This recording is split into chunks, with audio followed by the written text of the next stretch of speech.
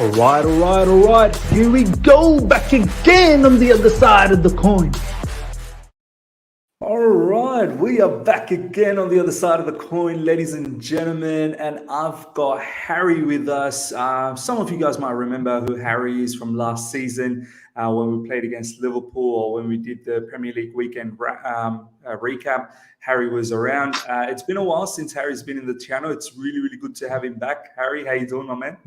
Yeah, I'm doing well, Wiz. How are you? And yeah, the last time I was on, I think Liverpool were doing really badly, so it's a much better position now. I can actually talk some positives about us. 100%, man. Yeah, I mean, let's be honest. There were a few concerns with injuries that you guys had. Your defense was non-existent, so it was tough times to talk about Liverpool back then. Obviously, during Champions League as well, you guys got eliminated. I remember I had you for the Champions League sort of shows. But yeah, I think it'll be a very different season for you guys with Van Dijk being back. But we'll get into all of that. Of course, ladies and gentlemen, this is the first part of the preview. We've got the match against Liverpool coming up this weekend. Blockbuster match, top of the table clash. Two teams that are looking extremely good as well in the early stages of this season. I know it's still early, so things can change around. But for the time being, Liverpool and Chelsea are looking really good. Obviously, there's the blockbuster matchup between Romelu Lukaku and Virgil van Dijk, which is going to be extremely good. So hope you guys enjoy this. Smash the like button as well straight away. Get those likes up. And yeah, let's get straight into it. As I said, the Chelsea perspective one will be on Friday straight after the press conference. But I think it's prudent to understand from a Liverpool point of view. I think it gives us that extra bit of spice. All right, Harry, let's get straight into this. Liverpool versus Chelsea. I believe it's a Saturday sort of afternoon match or evening match, something like that. I think it's about an evening match. Let's talk a little bit about the match itself. Then we talk about some of the key matchups. I mean, for me, this is a blockbuster match, Harry. Two teams, top of the table. Chelsea with a couple of really, really good victories against Palace and Arsenal. Liverpool, yeah, albeit Norwich and Burnley, but it's been solid performance from Liverpool's side.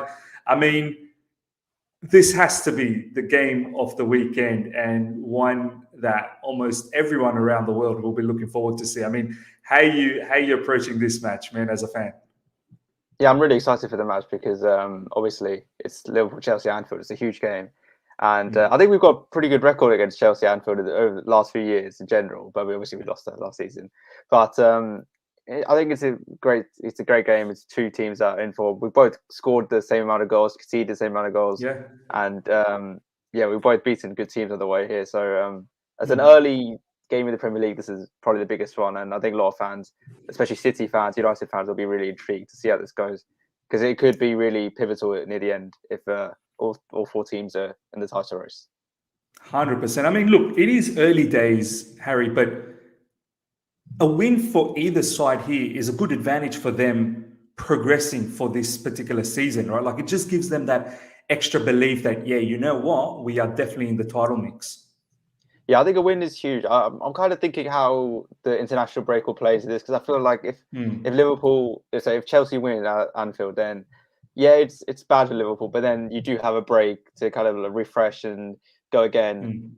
And same for Chelsea as well. If Liverpool win, then I don't think it's the end of the world for Chelsea because they do have a strong squad. But I think this is the perfect time to play this game. I think both managers could go for it on the basis that we don't have Man City next week after this. We have a break, then we go to our back to the Premier League. So I think based on that, it might cause both managers to be a bit more open with their tactics and not play for the draw, I guess, because that's a bit boring and nobody wants that. Yeah, I hope we don't play for the draw. I hope Liverpool doesn't play for the draw. I hope we don't play for the draw. But you're right. It's not the end of the world. If one loses, it's not the end of the world. It's still very early stages. But if one wins, I think it gives them great belief, as you said, moving into the international break. It's just going to be such a buzz in the squad, whoever gets that win. And even if you lose, yeah, you can forget about it and then come back refreshed. But I think a win will be massive. Let's get into some of these matchups, Harry. I think it's going to be interesting. By the way, yeah, it was a good call out from you last season when we beat you guys in Anfield. I still remember that Mason Mount goal. Brilliant finish. So, if we can, sort of get that same sort of scenario back one more time, that'd be fantastic. But let's talk about some of these matchups, Harry. First of all, the blockbuster matchup we must talk about. Virgil van Dijk versus Romelu Lukaku. I watched Liverpool's match against Burnley. I didn't really get to watch them against Norwich, but the one against Burnley, oh my days. I know it's Burnley, but no disrespect. There is no easy team in the Premier League. No. Burnley still caused you guys some sort of concerns, and we'll talk about that down the track. But Virgil van Dijk being back for you guys, he looked so commanding in defense. And also, Joel Matip was equally good as well. But Van Dijk, rock solid again. Even at times when it was 2v1 situation with him, he was so calm, collected, negotiated those situations away. It seems like everything is so simple for him. He doesn't need to make those last minute tackles or those stuff that we see from Kurt Zuma at times, where he comes in flying with a tackle to save a particular situation. Yeah. Van Dijk seems to be always be in the right place at the right time. But at the same time, Romelu Lukaku absolutely bullied Arsenal over the weekend. Dragged Pablo Mari to the ground. Rob Holding looked like he didn't know what day of the week it was. I know it's not going to be the same thing for Romelu Lukaku with Van Dijk, but either one of those players should not underestimate each other. How do you see this particular matchup? Yeah, I think since his injury, Van Dijk came into the preseason game, first one against Hertha Berlin. He came on and he could kind of send to the shops by Jovetic, who's an ex-Liverpool nemesis for some reason. And I think fans really got on the back of Van Dijk after that. But generally, he seems to have a really calming influence around the squad. I don't know what this bromance is between him and Matip, but it seems like I've seen a load of Liverpool videos on YouTube where Matip just stands there or he plays table tennis or something, and then Van Dijk just walks in. It's like, oh, Joel Matip, my man, like stuff like that. It just seems to have such a nice friendship going on, and everyone seems to see it now. And especially against Burnley, I think them two were absolutely outstanding. And I saw Jamie Carragher's kind of analysis on, I think he did Liverpool Burnley, and he also did the Chelsea Arsenal game on Monday Night Football yesterday. And he analysed Liverpool, he analysed Van Dijk in particular really well, where he said there's a situation where I think Trent got caught out of position and Matip had to go out to stop McNeil's cross. And it was really dangerous position where Wood and Barnes were both in the box, and Wood was near post, Barnes was literally a few meters back. And Van Dijk, instead of kind of guessing which one he's going to go, he literally stood in the middle of both of them. And then the ball got crossed into the near post at a really fast pace. And all Van Dijk did was just walk across and just tackle him really simply. And I didn't spot that in game, but those little moments last season, they absolutely terrified me. They would have scored that last season, 100%. If there was maybe Naf Phillips, he's got a bit about him, but like if that was inexperienced Kabak or Reece Williams, they would have definitely not dealt with that that way. And I think that gives belief to the other players. And I mean, Lukaku was actually outstanding against Arsenal. I thought he was. I think first 15 minutes Arsenal played really well. Then after that, I don't know what happened. They just collapsed, and Lukaku. Their 90 minutes was for the first 15 minutes. Lukaku just came into his mold. And I actually saw Jamie Carragher's analysis on that as well, where Arsenal tried to essentially move to a back three when they were defending, when it was essentially Mari, Holding, and Xhaka as the third centre back. Xhaka just came in and went on, I think, Mount, and then Mari had Lukaku, obviously, and then Holding had Havertz. They were essentially man for man, and their job was to stop the ball going from Mount and Havertz because they're the creative guys. But what they didn't do was stop the ball getting into Lukaku, and in the end, all we saw was ball pinged into Lukaku. He would hold it up, do his thing, pass it to the guy next to him, and then they would go and score a goal. And it was really simple play from Chelsea, to be honest. You've got a big man there. That's how you're meant to play with a big striker. And I think it'll be similar to the Burnley game because Chris Wood and Barnes, they're both huge men, especially Chris Wood. They're big players as well, but nowhere near the Lukaku kind of caliber. Yeah, they don't have the, I think, composure or the finishing of Lukaku. But in terms of like strength and that, like they are like in the same build, I guess. Like they are tall, it would be similar to what we have to face. So I think it was a good practice against Burnley, that kind of physical team. But I think Chelsea obviously have a lot more about them than Burnley do.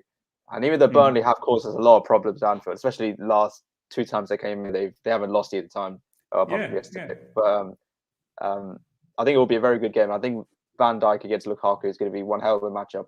But I wouldn't put it past Matip either, because I think, honestly, Matip's been better than Van Dijk first 2 games of the season. I think he's been outstanding. I think Matip was fantastic. He's covered everything. And without the ball was brilliant. Yeah, he always has this knack of just deciding to go on a mazy run for no reason. He just takes the ball, walks about 20 yards and pings into Firmino or Jota or someone. And I don't think any of our other... Van Dijk plays it long, but I don't think any of our other centre-backs actually can do that. So that's something Matip gives us. And there's also a mad stat that we've only lost one out of the last 44 games Matip's played in, and that was against Burnley last season Wow. when he played next to then Kabak. So I mean, it's a great stat for Matip to have, and I think him and Van Dijk are starting to really continue their kind of partnership that they had in our Champions League winning season, where they just played loads of games together and they were really solid. So I think Lukaku posed a really big threat for Van Dijk, but I think him and Matip, they'll work hard and try to stop the threat. No, 100%. I think that combination is very, very supreme. It looked very good. I know it's still early days, but it looks like there's some proper chemistry in that particular combination. A couple of questions. Firstly, I want to ask you, what is the general consensus at the moment in the Liverpool fan base? I mean, is there any talk about Romelu Lukaku? Are any of the fans are actually saying, "Ooh, this is going to be a decent test"? I mean, is there any noise at all, Harry? I mean, I don't really think so because, I think obviously that Lukaku is the main guy. He came for a big fee. It's always going to be a talk. But the same thing was about Werner last season, where we played Chelsea really early, and Werner got put as like a kind of a left forward / striker thing, and we decided to play Fabinho centre back, and Fabinho did a really good job on it. Like he did a fantastic job on Werner. He did a fantastic job. So it's kind of similar to that situation, I guess, where a big guy is coming for a lot of money, really high expectation, and it's really on the season that we played them. But this is a completely different gravy to Werner. Werner's quick, agile, and Lukaku's not that. He's quick, but he's a bit more strong. He tries to work it around in the box, and he's better on the ball, I guess, as well. But I wouldn't say they're targeting Lukaku as such. I think they're just trying to stop Chelsea in general, because Liverpool fans to be seriously annoyed that Chelsea are signing Lukaku and City are getting Grealish and Liverpool are getting it. Like, I don't understand that, to be honest, but Liverpool fans they seem to care about transfers every minute. That's all I listen to, and I think they're more pissed on the fact that Chelsea have signed someone. That I think that's the main anger. Like, oh, look at this team spending lots of money. So I think generally they just want to beat Chelsea. I think a draw they'll take against a big side like Chelsea, but at home with a crowd, I think they'll definitely just target the whole team instead of just Lukaku. And there's a bit of history with Tuchel in the club, because Klopp's, I think Tuchel followed Klopp to Mainz, then he went to Dortmund, and then he went to PSG. Klopp did go to PSG. And then Klopp and Tuchel played each other in the 2016 Europa League quarterfinal when it was Dortmund against Liverpool. And then Dortmund were really comfortable. Then Klopp just turned it around in the last 30 minutes. So I think they've got a lot of history. And then obviously Tuchel beat Klopp last season. So it's kind of unfinished business, I think, between them two. And they're really good coaches. And I think it'll be a very tactical kind of like lesson from one of them on Saturday. It could be good. 100%, man. I mean, those two coaches, they've got immense respect for each other, and the tactical battle between them is going to be wonderful to watch. You did touch upon how Liverpool fan base at some point a little bit pissed off with City going out there getting Grealish, Chelsea getting the Lukaku. Let's talk a little bit about this, because I wanted to talk about Ibrahim Konate. It's not like you guys don't buy anyone. You have for Ibrahim Konate, I think for 14 million odd or something like that, if I'm not mistaken. I know you haven't done more business, and you probably would like to make those business happen. And this has been one of the complaints that Jurgen Klopp has recently come out, and it got a little bit of stick from many other rival fan base, where Jurgen Klopp said, "Oh, we don't operate the way Chelsea does and City does. We don't have all that money and cash available anytime as our owners sort of do." I mean, let's be honest, Harry. At the end of the day, it's not like, I personally think it's not like you guys don't have the money. You guys have, recently, if you look at all the players that you've sold, you guys have bought well as well with Alisson and Van Dijk as well. Diogo Jota is a fine purchase too. I mean, it's not like you guys don't go out there and ball out, but you just do business in a different manner. That's the way I look at it. It's not like you guys, like, for example, I heard you guys were after Sancho as well, but you just couldn't match the wages demands that Sancho was asking for. And at the end, Man United obviously got that, but you guys were in for Sancho apparently. Apparently you guys might be in for Kylian Mbappe, but at the same time, Mbappe is probably moving towards Real Madrid, most certainly.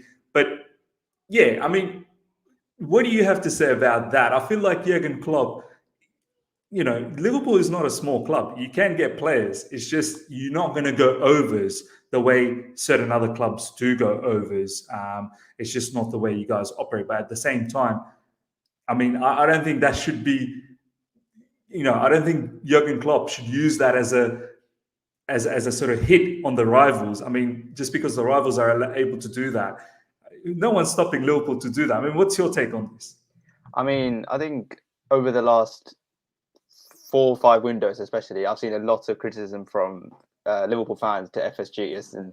I mean, it started with not buying anyone before the 1920 season where we actually won the league. We only bought Harvey Elliott and by the way, we're Adrian. going to talk about him down the track. That's interesting. I think he's one of your mates as well. So we'll talk a little bit about that. He went to our primary school, so we got Harvey Elliott and for like nothing. And we got Adrian on a free. So those are the 2 signings we made before the 1920s. This was after we won the Champions League. So there was a lot of expectation. But I'm not 100% sure. This is just my theory. I think there was a lot of talk when Klopp went and signed Alisson and Van Dijk that FSG might have told him, you know, you're not going to get to spend this much like next time or something, and he might have agreed to it. But people do need to realise that we did sell our best player, Coutinho, for about 145 million just to fund those 2 moves, which is net spend wise, Klopp is the best in the Premier League by like quite a bit. Like he sells to buy, and that's been the mentality of Liverpool for a very long time. But as a fan growing up, like when I was younger, all I wanted to see was players coming in. I was really excited about whenever Liverpool make a signing, like even Joe Gomez in the 15-16 season from Charlton. I was really excited about him. But as I'm growing older, I'm beginning to understand, especially Liverpool's transfer strategy. I mean, it's been really successful. Like, I don't get why fans are criticizing it that much. Yeah, we don't spend huge amounts of money, but the players we buy, like, we buy really well. Like, none of our players have flopped as such. I guess the only flop we could call it is Keita, who we spend a lot of money on, and he hasn't really delivered. You guys have bought really well, honestly. Probably it's Shaqiri, you could say, was, I mean, he was a backup anyway, so I don't know how much of a flop you can say. 9 million on him, so it's not like I don't think you could call £9 million a flop. Like, it's very cheap. And Keita as well. I mean, he is playing more now, so. But he has been injured here, so that's the biggest worry with him. But in terms of transfer strategy, we're very simple. We scout loads of players, and I think I read somewhere that I just remembered Oxlade-Chamberlain could be. He started really well. He got injured, and then against Roma, he got injured, and then that was it. His career kind of slowly deteriorated. Michael Edwards, he does this thing where he doesn't just scout the player, but he scouts their lifestyle and how they live and loads of stuff. And also, obviously, the injury history and stuff like that. And that's how we make it such a good sign. For example, there's no chance in the world. Lukaku, for example, even when it comes to Chelsea, not because he's a bad personality, but because he doesn't fit the style of striker we need. We were heavily linked to Werner. Werner was pretty much like we all thought it was going to happen. Then suddenly, Werner goes to Chelsea because Liverpool are no longer interested in him. And then we go to sign Jota for £5 million more. And everyone's like, why? Werner's so much more proven. And Jota's been outstanding. Like, Jota's been brilliant. One of the best players. Jota's been brilliant. His finishing is his finishing. I think you could agree, it's been much better than Werner's over the last 24. He barely plays. For sure, every time he plays. It's unbelievable, and I think it's that kind of scouting. I'm so happy to have Michael Edwards as our sporting director when he's putting out purchases like that. Alisson, we all knew was good, but then some fans were saying he conceded 5 to Liverpool at Anfield when Roma came in. So why are we buying that keeper? And he's been one of the best keepers in the world in the last few years. Van Dijk, everyone knew about him. It's a solid purchase. That's only kind of a marquee signing we've made, to be honest, in terms of high-end figures. Fabinho was a really quiet signing at the time because it just came out of nowhere. Just suddenly one day, they were like, Liverpool agreed a £40 million fee. And then he's proven to be, he's slowly molded into a great holding midfielder. And I think he's probably one of the most important players in our team. As I mentioned, Keita, a little bit of a flop. Oxlade-Chamberlain, a little bit of a flop. Tsimikas as well. We bought him last season.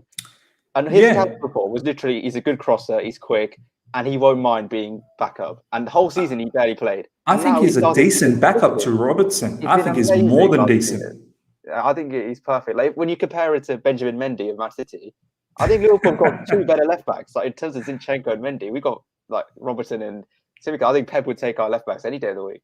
But I think the transfer strategy is very simple. We just buy players for good fees, and we're like a less powerful version of Dortmund. If you go, Dortmund buy really cheap but sell for huge. We kind of buy mid-tier and we improve players. That's what we do. Like Salah, we made Salah world class. We made Mane world class. Firmino at one point had better, I think, 3rd best stats in the Champions League after Ronaldo and Messi. So we essentially made him world class. But that was before Klopp era, to be fair. Players like Henderson, it's Henderson we did buy, but last 2 years he's been absolutely immense for us. Trent, okay, he was scouted. He was kind of like a scouted youngster. Alisson, we made world class. Robertson, we've definitely made world class. I mean, I read today he's renewed his contract today, which is good news for Liverpool. And Robertson cost us essentially Kevin Stewart, who is some random midfielder we had, plus like 3 million because we gave them Kevin Stewart, and then 2 days later we bought Robertson for 9 million. So it literally cost us nothing. I think these kinds of transfers, people are forgetting that you don't have to buy big to win things all the time. And I'm happy with Liverpool because Konate this season, he's got promising attributes. He's really tall, which I didn't actually see until I saw him in pre-season. He's pacey. He's got good heading ability. He looked really good against Man United in the Champions League when Leipzig beat them 3-2, I think it was. And I think they're thinking about the future. So if Matip's injury history continues, you need someone there. And obviously selling Lovren and not replacing him was a huge mistake last season. And we've finally got a fourth centre-back in Konate. And I think it's a smart purchase, and eventually he'll play some games. But I think Liverpool's fans need to just calm down a bit and actually accept that, we do some good business. And I think Klopp's came out a couple of times and said, FSG haven't backed me, or like sometimes he said that. I think, FSG have a lot of money in there, and it is true, they haven't really put the money. You could say they don't care about the club to the level Abramovich or Sheikh Mansour do for their clubs. But we have been back to a decent extent. And I think if we are more, then, Liverpool fans might be finally happy to see, Mbappe is coming to Liverpool. Like, just calm down, okay? Like, there are other things. Like, you don't have to buy Mbappe to be like a great. You could buy some random striker. You could scout a striker and then make him world class instead. There's other ways to approach stuff. I guess that's been your model. That's the thing. You guys are not going out there and going overs. I just get annoyed when Jurgen Klopp throws that line out as if to like have a go at the opposition. I mean, at the end of the day, Liverpool just don't operate that way, and you can very easily choose to operate that way. You don't, and there's no need to complain about that. I just find it very annoying when Klopp does that. But at the end of the day, your scouting team is very good, as you said. Not many players really that you guys get flop. I mean, someone like Tsimikas, who seems like is getting into it so nicely. You can already see, Robertson's backup. If Robertson was to pick up any injuries or anything, Tsimikas is an absolutely talented left back. So, there's no issues with that at all. Let's talk a little bit about your strengths and weaknesses before we go into the lineup as to what the lineup you're going to have. As great as you guys have played against Norwich and Burnley, and specifically the Burnley one, because I've watched you guys previously anyway. I think your biggest strength, and you probably agree, is you don't really, when you're with the ball, you don't really play with it in midfield too much. You try and play rock and roll football, and you go with your fullbacks with Trent Alexander-Arnold or Robertson. We'll talk a little bit about if Robertson's going to be back or not, because I did see him warm up against that match against Burnley in the sideline. So I'm thinking he probably should be back by now against Chelsea. Maybe Tsimikas one more week, but we'll obviously talk about that, Harry. You let us know once you get the opportunity to speak again. But it feels like your fullbacks are your key components when it comes to attack. And then obviously you've got Salah, Mane, probably Diogo Jota will probably play. But the engine room, like in terms of the playmaking, really starts from the fullback.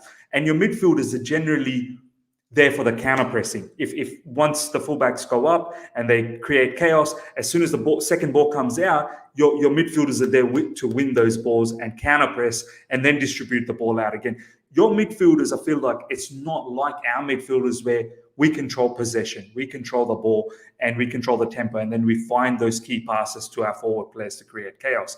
I mean, would you agree as well that is still your strength? Your midfield is more like I suppose, without the ball workhorse.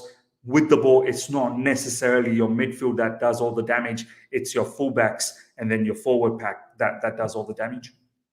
Yeah, I mean, in the last few games, I've seen quite a few changes from Liverpool how we attack. Like Trent's picked up some really good positions in the kind of, not really a position, but kind of right, a bit to the right of in between really wide right winger and a kind of a position. And he got the assist against Burnley from that. That was a sweet assist, by the way. And that was more central. He was more in the that middle. was really central. He's not meant to be there. And I think Klopp's clearly told him that we can exploit these kind of interests. And I think there has been some tweaks with how, especially since Wijnaldum's left, that we need to get Trent a little bit more forward. I mean, he normally operates in the De Bruyne role, if you like, out wide on the right, crossing things in and stuff.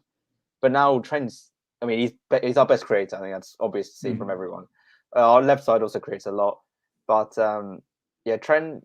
If he stopped Trent, I think there's a big chance of Chelsea basically doing something at the weekend, because he's what our biggest strength is. But some people always say he's what our biggest weakness is, because people say he leaves too much gaps. And I think he's probably still your biggest weakness, because yeah, against Burnley there was a lot of space behind him. Yeah. But the thing is, now that Van Dijk's back, we're happy to leave that. I mean, yeah, Exactly. we left it last season as well. But I mean, last season we had Nat Phillips and Kabak and Williams and Fabinho and these guys are centre back, which we didn't want.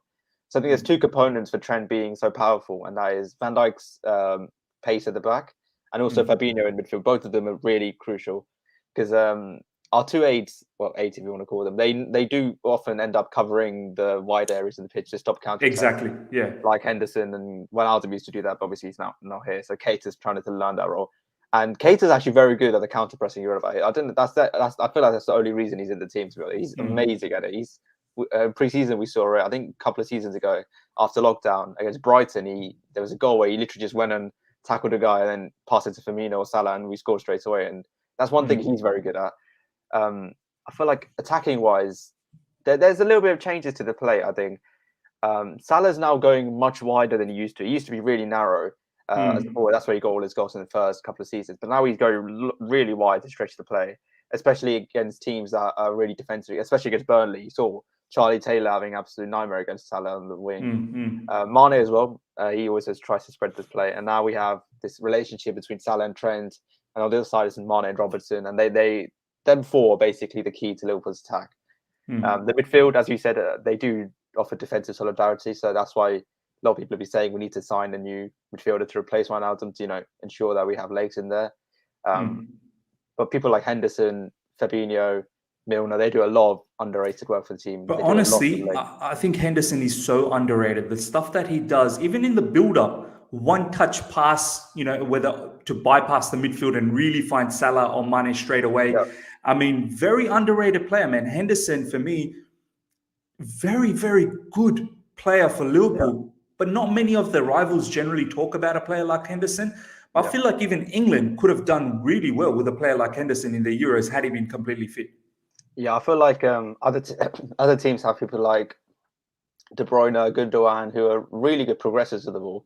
And Henderson's passing, I think, that's the one thing I think is underrated. His passing, especially since the 18-19 season, he got a lot of criticism for a game where he kept passing sideways or something. And a lot of fans gave him stick for it. And then the next game against Southampton, I think he scored. And he looked so passionate when he scored. He was really happy to prove himself to the fans. And since that moment, he's been our best midfielder, arguably, because I mean he was up for player of the season in 1920, because that was the first season his goals and assists were high as well, like compared to, because normally his goals and assists aren't high, but he always does this work for the team.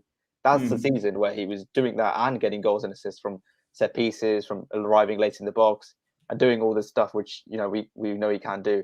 I think last season he only scored one, and that was against Crystal Palace away, where we beat them 7-0. There was one against Everton, which was disallowed last minute. Yeah. But apart from that, he didn't score that much. He was injured for a long part. So Henderson is a crucial part of the team. I think him is kind of like he covers for our weakness a lot. He tries to press. He tries to defend the right-hand side or the left-hand side, depending where he's playing. And he can even play the 6, where Fabinho normally plays. And he's very reliable on receiving the ball from our centre-backs and launching it forward to Salah and Mane. And I think, especially against Burnley, that one-touch passing is actually a good point you made, because there's a lot of occasions where Harvey Elliott and Keita were really struggling at the start of the game, and Henderson just gave them an option straight away, just a little tap to the shoulder to Trent, and then everyone's got a good relationship with Henderson, and it's really sad that he hasn't renewed his contract yet. I think everyone wants him to. Oh, I thought it was renewed. No, there's a lot of talk about. I think he will renew it, because a lot of players that I read, Van Dijk has, Salah has, Alisson has, Robertson has today, so it's a matter of time before Henderson does. But a lot of fans want him to stay. I think it's more of a time on duration. Henderson wants guaranteed that he's going to get a 3-year contract or 4-year contract, whereas Liverpool have to think he's in his 30s. He's 31 now, I think. So he needs to, we need to think about the future as well. So there's a lot of debate about that. But I think Liverpool's attack, as I said, is Trent, Tsimikas, Robertson, whoever plays there. And the two forwards, the wide forwards, are really pivotal to Liverpool's attack now. I think if you stop that, they got a good chance. Weakness-wise, there's a lot of space we left in, but especially against Burnley, I was surprised how much space Burnley had. Yeah, they played very well. It's those space behind Tsimikas and Trent. Those are your biggest, because that's where Burnley were trying to attack as well. They were trying to find gaps straight away into those zones. And I mean, let's be honest, that's always been the case with Liverpool. Even last season, I remember Leeds exploited that in the first game. It ended up being Maybe Chelsea did it when Chelsea came to Anfield. I was watching the highlights today, and Werner kept doing that, running the channel, and it worked all the time. I mean, obviously, even Mount. Do you remember Mount's goal was from that? Yeah. We weren't playing Van Dijk then, obviously, but it was. I think that's the biggest equalizer, that you didn't have Van Dijk. Now you have Van Dijk, so it kind of sort of balances things out a little bit. All right, let's get into setting up this team, and we're going to have a few more conversations around it when we obviously make this. Obviously, Harvey Elliott is one that I want to have a quick chat about as well, but. Let's set this up, my man. Who's obviously your keeper is going to be Alisson. There's no doubt about that. Yeah, I think he's been fine. Scored the Champions League goal for us. Well, Champions League qualifying goal essentially. Yeah, absolutely, man. Left back, it's interesting. Who you got? What's the word? Is Robertson fit or? I mean, he was on the bench against Burnley. He didn't come on, and apparently he warmed up with Trent, and Tsimikas warmed up with the reserves and the substitutes. I don't know what that's about. Maybe I think it's a superstition that Robert and Trent have this. They do this ping thing to each other, like Messi and Dani Alves used to do, where they just stand really far apart, just ping balls to each other. So I think knowing Klopp, there's a chance Robertson will start, but I don't think he'll risk it with him having played. No, I think it'll be Tsimikas because he has played really well, especially against Burnley. He was our man of the match. So Tsimikas looks pretty good, man. If anything, he was very good against Burnley, and his probably very similar to Robertson. His cross for Jota's goal was immense. And some people would say his crossing is better than Robertson. So, I mean, that is a pretty high level. I think that's a bit too much to say, isn't it? Yeah. Against Burnley, you got voted our man of the match. I think on the Premier League, he got voted man of the match. And his assist was outstanding. I absolutely loved his performance. Against Norwich, there was moments of brilliance. There was also moments of a little shakiness, but that was his first game, so we could expect that. And I think he's made himself into a really good option. And we only bought him because of a game against Everton a couple of seasons ago. Well, after lockdown, I think it was first game where Robertson was out for that game, and we had to play Milner at left back, and we struggled so much attacking down the left because Milner kept cutting in. So the next season, a couple of months later, we go and buy a left-footed left back. We looked at Jamal Lewis, but we went with Tsimikas in the end, and he's proven to be a great person. Tsimikas got that assist against Burnley. Fantastic player from the left side. I think he still needs to have. I think Robertson's a better defender, though. Yeah. I think definitely Robertson's a better defender, and he's got that legs to go up and down. Robertson's immense left back, probably one of the best left backs in the world. So there's at the moment, Tsimikas still got a bit more time to go before he can be, labelled in that particular caliber. But I think Tsimikas is fantastic. Your middle two defenders, you're going with Matip and Virgil van Dijk, Yeah. What's the situation with Konate? I mean, I don't think Konate will start yet. I think he might get a few runs in the Champions League to start with. But Van Dijk, obviously, he has just come back from injury, so they will be slowly rested, I think, a few games. I'm excited to see when Gomez is back, actually, because we forgot about Gomez. Gomez is still a superb player for you. Yeah, we have four really quality centre backs now. I mean, it's only a matter of time. Touch wood, he doesn't, but it's only a matter of time before Matip gets injured. He gets injured every season. He has like 10 good games, then he's off for the rest of the season. So it's good that we have cover there. And I feel really bad for Gomez. He's had 3 really bad injuries now in his Liverpool career. He has been, him and Van Dijk have been immense, especially in the title winning season. So I think Matip and Van Dijk, though, they're a solid partnership, and I think Klopp will definitely start them together against Chelsea.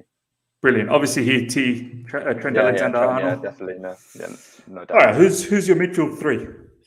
This is a tough one because, in my opinion, we should start Fabinho, but his dad died a couple of days ago, so he missed the Burnley game, and I'm not sure if he's trained or anything. So he might have trained, and then if he's up to it, he'll definitely start the game. That's 100%. But because of that, I'd say it's very likely Henderson will be in the 6 because I think Henderson got 90 minutes against Burnley, so it's pretty certain that he's going to start against Chelsea. He'll be captain, obviously. The other 2 positions are kind of questionable because Thiago hasn't actually started a game yet. But by the way, what's the deal with Thiago, man? I feel like you guys were trying to change your style of football with Thiago, having more sort of like a possession-based style football team and not that rock and roll, just try and ping the ball to your wingers. But it kind of seemed like it hasn't really worked out with Thiago Silva as yet. Sorry, not Thiago Silva. Thiago Alcantara. Alcantara, yeah. After Fabinho came in the midfield again, and we decided to go with Nat Phillips and Williams for the end of the season. The last 6 games, well, actually, no, last 15 games, I'd say roughly, Thiago was probably our best player. He was absolutely outstanding when Fabinho was next to him. So I think if you have a solid defensive midfielder who's going to let Thiago essentially do like a kind of more expressive role, like a kind of De Bruyne-ish, like go much more forward than he would normally, I think that he's been outstanding for us in those positions. But with Henderson in DM, I'm not too sure he'll start. I think Keita, there's a very good chance Keita starting against Chelsea because he's played 80 minutes against Burnley and then he played pretty sure full 90 or maybe 70 against Norwich. So he started both games and I think he's looked good in both games. And also with Matip and Keita, it's only a matter of time before he gets injured. So let's get him playing as well. The third midfield is question because I think it's out of Thiago, Milner, I guess Fabinho as well if he's recovered from his dad's injury. And or Harvey Elliott. I'm not sure about Harvey Elliott starting against Chelsea because obviously that's a big game. By the way, he looked so good. He looked so At the start, good. I thought he was a bit shaky. I thought he gave the ball away a few times, but then after that assist he got, which was disallowed, which is sad for him, he's really expressed himself. He ran out to the left, ran out to the right, and it looks like he's going to be playing centre mid and on the right. Is he an academy boy for you guys, or you guys bought him? No, he was a QPR. Then he went to Fulham. Then he came to Liverpool in 1920. Yeah. So, but he's been a Liverpool fan since he was very young. So I don't think Elliott will start. I think if I was to put my money on it, it'd probably be. I'd probably say Thiago, to be honest, because I think Milner. I think Milner. There's a very good chance Milner starts this game because he apparently got a little injury. But in terms of a game against Chelsea, you really want to control the midfield, and that's something we haven't done in either of the 2 games, which you'd expect us to do against Burnley and Norwich. But we haven't really controlled the midfield, and the midfield has been Keita. In the Norwich game, it was Keita, Milner, Oxlade-Chamberlain. I don't think they've ever played next to each other. And then in the Burnley game, it was Henderson, Elliott, Keita. I don't think they've never played next to each other. So we need something solid. And this would be the perfect game for Wijnaldum to play if he was here. And there's a lot of talk about us signing someone like Renato Sanchez, Tielemans, Saul, one of those guys, but I'm not too sure about that. By the way, what happened with Saul, my man? All of a sudden, he's coming to Chelsea. I thought he was a shoe-in for you guys. The only reason we wanted him is because Wijnaldum played a lot of games for us, and he was consistently performing 6, 7 out of 10s every week. And Saul, I think he's only missed like 3 or 4 games in the last 2 seasons. So that's the main thing that Liverpool were interested in him for. I don't know what happened. It just kind of died down in the end. If we are going to get a midfield, I think it's very likely going to be Renato Sanchez at this point because Tielemans isn't going to leave Leicester. There's no chance of that happening. And I think Saul looks like he's going to Chelsea or United. So I'm not too sure about them too, but we've been linked to Tchouaméni, we've been linked to Renato Sanchez. I think one of them could come and do the deputy job for us. But in this midfield, I think if Henderson and Milner are there, we've got a good chance of controlling the midfield. We've got a good chance of actually keeping the ball for more than 5 seconds. Like we have a lot of experience as well, man. Milner, Henderson. And I think ideally, if we're going to play Henderson and Milner together, I think Milner will be on the left to cover Tsimikas a little bit because Tsimikas is going to be inexperienced against this kind of fresh team. But for me, Keita's got a big job on Saturday. I think he'll definitely start. Personally, I think it should be Fabinho, Henderson, Thiago. But, it's nice having to actually choose midfielders for once. Last season, it was literally a case of you're fit, get in the midfield. So if Fabinho's recovered from his dad's death and he's fine to play, he'll definitely play. I'm pretty sure about that. And even Fabinho, Henderson, and Keita, I think that's a really solid. I'd be happy with that. Because I'd rather Henderson be in the 8th role, if you like, rather than the 6th role, because I think he's got more to offer there. But I think it's going to be one of those 3, or maybe Thiago as well in the mix. But Oxlade-Chamberlain played it, but his partner, wife, whatever, she gave birth the other day. So I don't know if he's going to play either. So there's a lot of stuff happening in Liverpool right now. So there's a lot of factors. But I think that midfield is quite likely to start against Chelsea. Fair enough, my man. Up front, I think we can lock at least these 2 sides down easily. Yeah, I think Salah is definitely going to start this. Salah over there, Mane over here. Up front is a tricky one. I mean, how do you drop Jota, who's been scoring goals? I believe I don't think 2.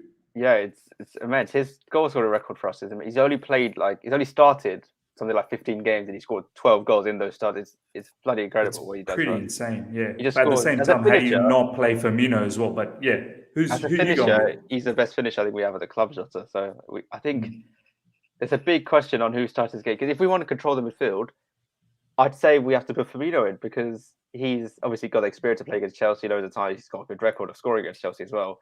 But he hasn't actually started that many games due to his he came late from the Copa America, and he came on against Norwich, scored, fair enough. But this is a tough decision for Klopp because Jota, he just hasn't actually played that well. Like the last few games, he hasn't actually like contributed in attack as a link-up player. He's just scored goals, and ultimately against a team that's not going to give you many chances in Chelsea, I think you could go with Jota here and just hope that one of the chances falls his way and you can back. So I think And you Jota can will just start put it this game. away. Yeah, but it would not surprise me. Actually, I think it would surprise me a little bit if we went to like a 4-2-3-1 with Firmino and a camera, but trying to control the midfield for once, because he is the glue. Like without him, our attack cannot link up at all. I've seen it loads of times. Yeah, he doesn't contribute goals or anything that much, but in terms of actual link-up play, he's needed. But against Chelsea at home, fans there, I think it's going to be Jota. It's Jota for me. I think there's a chance Mane drops out, to be honest. I think there is. But the thing is, with No Mane, way Mane's dropping rapid, out, man. No he's way rapid, Mane's and dropping out. Mane's movement is essentially the best thing. Like he moves out wide, he creates a lot of space. I think Mane and Salah start, and I'd probably say Jota just edges it Firmino. But I personally want Firmino to start, and probably Jota to start as well. It's really tough having all of it attacking today. All of it to start, to be honest. As you said, it's a good headache to have for you guys finally. Exactly, Yeah, finally to be able to choose. All right, let's slowly start wrapping things up, my man. Talk through to me. We've talked a lot about Liverpool, obviously, from your perspective. Tell me how you feel about this Chelsea champions of Europe, super European champions, winning the Super Cup as well. Looking fine this season. Lukaku is the missing piece, I feel. And we've got that. We're going for the title. That's my perspective. We should be fighting for the Premier League title. Similarly with you guys, I think you guys will be fighting for the Premier League title as well. I mean, talk to me about Chelsea. What do you think about us so far under Thomas Tuchel and this season, and your score prediction as well, my man? I mean, this season, I think Chelsea started very strongly, especially against Palace, 3-0 home. Solid with fans, I think they were there. And then you had the Arsenal game, obviously, away from home. Arsenal beat twice last season, I think. So was a banana. Arsenal has beat us 3 times previously, FA Cup win, and twice last season. Yeah, I mean, as shocking as they are, they somehow seem to beat Chelsea. So it is a banana skin, and Chelsea avoided. They won pretty comfortably. Yeah, Arsenal had little moments, but Chelsea, I think, were in control of the game the whole time. And yeah, it's a very strong start from Chelsea. And Tuchel, I think he knows how to set teams up to win and to manage games really well. I'm surprised because Chelsea's squad is huge. So I have no idea who's going to start, to be honest, against us. Like, it could be Alonso, could be Chilwell, could be Thiago Silva. We don't have a clue. Our depth is crazy, man. Depth is crazy. It's unbelievable. Like, to be honest, though, I think Tuchel was also going to be wondering, will Jota start, will Firmino start? Because one of them, they're both very different players. So, it's a nice, could be a nice tactical battle in the weekend. But I think Chelsea have been very strong. I think end of last season, there were a few results that were shaky. The Leicester loss in the FA Cup final. Yeah. The Villa loss, I think, the last day where it was maybe 3-1 or something. And then obviously the Arsenal lost 1-0 at Stamford Bridge, I think that was.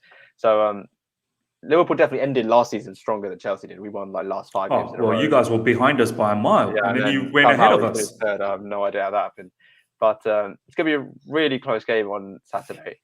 I think it could be down to a few margins. But I think I would back Liverpool on the basis that with fans, Anfield, it's a tough place to come and I think the last team that I don't think a team has actually won at Anfield with fans in like ages. Maybe Atletico Madrid did in the Champions League, but even that was like during Corona times, if you like. So it's a tough game. I think there's going to be a lot of factors that decide it.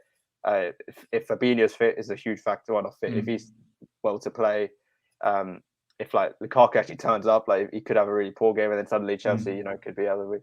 But I think there's a few ways Liverpool can attack Chelsea with maybe fast passing, passing it much quicker than we did against. This is what I want to ask you. Where do you think, from your perspective, from a Liverpool fan's perspective, where do you think you guys can hurt us? Because our back three is solid, our wing backs are solid, our midfielders are solid, and up front we are strong now as well. So where, from your perspective, that you think that's one spot that I think Liverpool can exploit? Well, the one thing that I see is that Chelsea essentially play a 5-2-3 or a 3, or whatever you want to call it. It's three centre backs with wing backs, and there's always 2 guys in the midfield, and we have 3. So that is a huge factor. That we'll always play 3. It's not going to change that. And we have played against teams that play a 4-2-3-1. They also have 2 guys, but they have a bit more DMs kind of guys, not like Chelsea's mobile centre midfielders. But when we do play them, we have a really good record of keeping really high possession in those games and hurting teams centrally. But obviously Chelsea have 3 centre backs who seem to really understand their roles, and they just spread out lovely, and it's lovely to see in game. Yeah. But I feel like the biggest thing is going to be Salah and Mane working ways to kind of like somehow attack the gaps in between the left wing back and the left centre back. Yeah, left centre back, and those kind of gaps in the defence. Because if we do that, then there's going to be a lot of space opening up for the likes of Jota or for whoever starts, or one of the midfielders. And yeah, we've got a good record against Chelsea at Anfield in general, and at Stamford Bridge too. We've got probably better record at Stamford Bridge than at Anfield. But last season we did lose there, and it was the first time we played Tuchel's Chelsea at in the league. So it's gonna be a close game. I can see it going either way, to be honest. I think a draw, if it's like an entertaining draw, and then I think both fans will understand and take it. But I don't think I'm a Liverpool fan on this channel for a long time, so I think I have to predict a Liverpool win. So I'll go with I'll go with 2-1, and I think it's inevitable that Jota's going to score one of the goals. So I'll go with Jota and I'll go with Jota and Trent. Why not? Trent seems to always bag a free kick against Chelsea, and I can just see him putting one top bins in front of the Anfield crowd. But yeah, the Anfield crowd will definitely be up for it. I think Chelsea fans will as well. They'll travel to Liverpool definitely for it, and it's going to be a great tactical battle between Tuchel and Klopp, who are best friends, I guess. 100%. Look, ladies and gentlemen, Harry's made his prediction. I think it's going to be a fantastic spectacle. I think a very tough place to go to Anfield. That Anfield crowd is unbelievable. Many players have said, the away team, when they walk through the tunnel and they get into the field, it is a different vibe, different feeling. It can get a bit overwhelming, but we are the champions of Europe, ladies and gentlemen. We're not there to be scared. And I think this is the first time after a long, long time where I feel like I'm not really scared about any teams anymore. Last season, when Frank Lampard was there, I was always worried about whoever we were playing. When Thomas Tuchel came in, slowly the confidence was building up. I remember when we played against Liverpool, it was a bit 50-50. But now under Thomas Tuchel this season, after winning a couple of trophies as well, the confidence is absolutely oozing. But I think it will be an entertaining game. Harry's predicted a Liverpool victory. Of course, being a Liverpool fan, that it'll be silly if he doesn't predict a Liverpool victory. But I don't know. I feel like we don't have a clear-cut weakness, whereas I feel like we could probably exploit Liverpool in the wings area, but then again, they've got Van Dijk back. So I'm predicting a Chelsea victory, but we'll keep our Chelsea thoughts for the Chelsea Perspective preview that's going to happen on Friday after the press conference. Harry, my man, thank you so much to everyone that's watching the show right now and will watch the show down the track. Please follow Harry in all the socials. It's in the description right now. Harry, any sort of last things you want to say before we leave? Oh, no. I'm just happy I'm on it after a long time, and I'm really looking forward to Saturday's game, and hopefully it'll be a good game before the international break, and Liverpool can hopefully take 9 points out of 9, which would be a great start to our August, to be honest. Brilliant. My man, thank you so much for your time. Ladies and gentlemen, hope you guys enjoyed this. Smash the like button and make sure you subscribe. Helps the channel out a lot. Until next time, see ya.